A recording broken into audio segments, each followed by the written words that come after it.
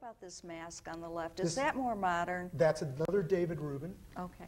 The man who did the Sedna with Pearl of Wisdom. And Elisa will read you the cultural philosophy behind this. It's called the Birdman. And this is what David Ruben Patukin wrote. This is called the Birdman. The Birdman has transformed to prove to the people in the village that he has special powers which they did not believe he had. So he decided to steal the moon. When he reaches the moon, he has grown very huge and perches on the moon. Slowly he pecks away at the moon until it is all gone. He saves a few in his mouth. Many months later, the people begin to go hungry and beg the shaman to return the moon. He listens to the pleas and slowly spits the moon back out until it's full again. He returns to the village, and the people give him fresh clothing and throw a big feast for him. He has proven himself. Oh, that's beautiful. And this is one of David Ruben's goals. He is writing down all the stories of his culture and tying them to pieces that he creates, specifically for that. They're so spiritual, they're emotional, yes, and you have said that their art is their culture. Is that right? Absolutely. Well, let's talk about some of these others now. They're all so beautiful. What about the one in between the bear and the mask? That's an Inuit, and that once again is the singular name for an Inuit, and that is also a drum dancer.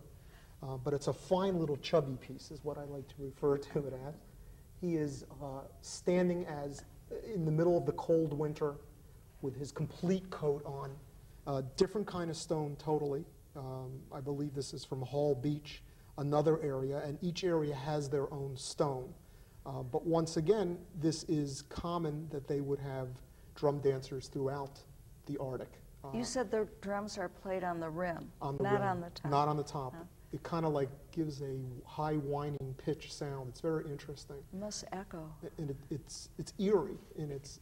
But if you image what it would have been like out in the middle of the winter, out on the ice, in an ice hut, no light basically except for seal fat or seal oil, which they would burn to keep them warm.